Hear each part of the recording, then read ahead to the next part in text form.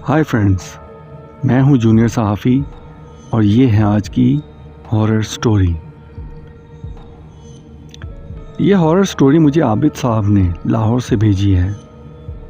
आबिद साहब का कहना है कि ये आज से 20 बरस पहले का वाक़या है। वो एक सरकारी इदारे में मुलाजिम थे। उस दौरान उनकी ट्रांसफ़र हो गई इस्लामाबाद में। वहाँ पे इदारे की जानिब से उन्हें एक छोटा घर दिया गया रिहाइश के लिए।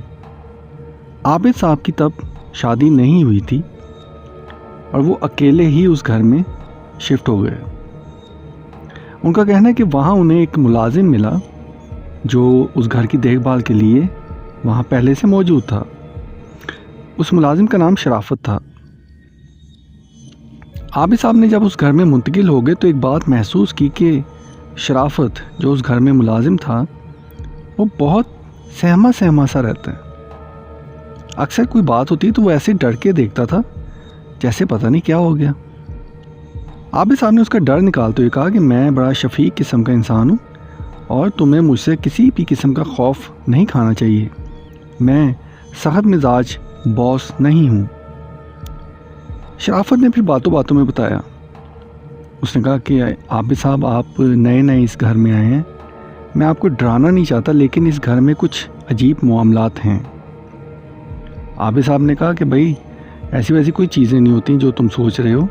ये तुम्हारा वहम हो सकता है या अकेले रहने की वजह से खौफ जो तुम्हारे जहन में सवार हो चुका है।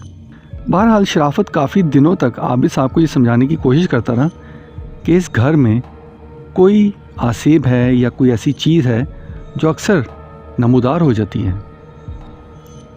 आबिद साहब ने उसकी बातों को हंसकर टाल दिया। इन्हीं दिनों शराफत को अचानक अपने गांव किसी काम से जाना पड़ गया।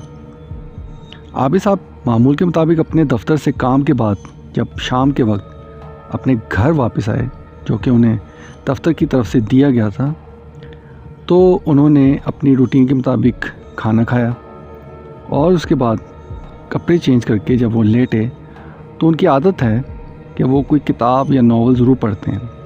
आबिद साहब कहते हैं कि मैं उसी रूटीन के मुताबिक अपनी एक पसंदीदा किताब पढ़ रहा था और रात का वक्त था।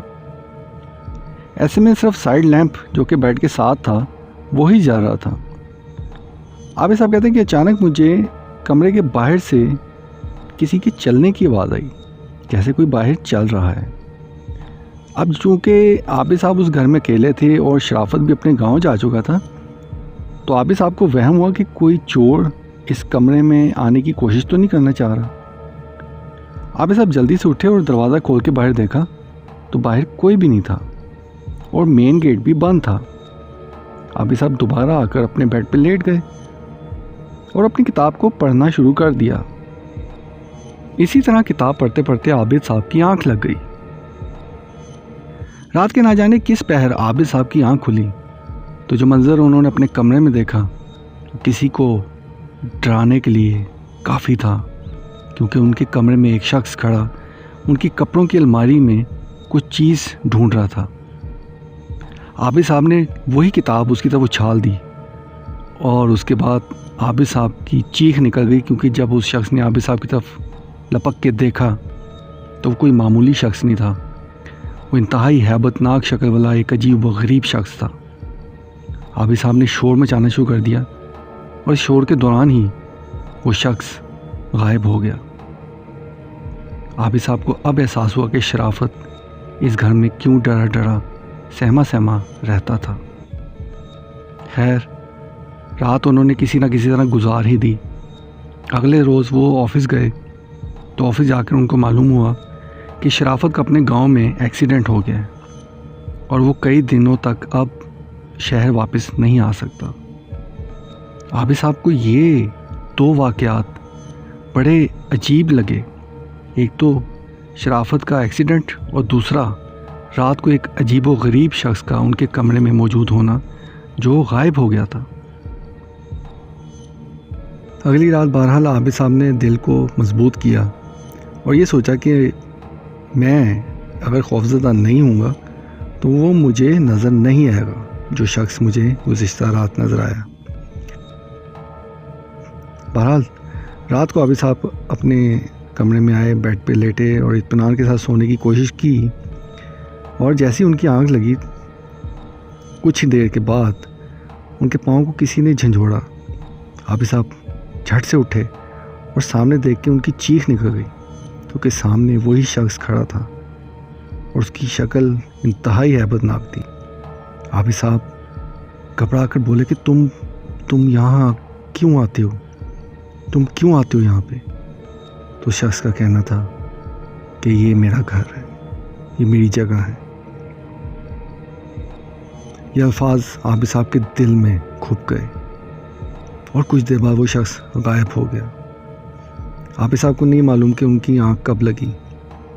सुबह वो दफ्तर भी देर से पहुँचे और दफ्तर जाते ही उन्होंने एडमिन ऑफिसर को जाके कहा कि मेरे साथ 2 दिन बहुत ही अजीब वाक़यात हुए हैं, मेरा ये घर बदल दिया जाए। एडमिन ऑफिसर ने जब उनसे तफसीलात मांगी और जो तफसीलात आबिद साहब ने उन्हें बताई तो वो भी चौंक गया और कहने लगा कि आप तीसरे शख्स हैं जिसके साथ उस घर में ये ख़ास वाक़या हुआ है। बहरहाल उन्होंने आबिद साहब का घर बदल दिया। बहरहाल आबिद साहब को एक नया घर दे दिया गया। लेकिन ये वाक़या तो आबिद साहब के दिल और दिमाग में छा गया।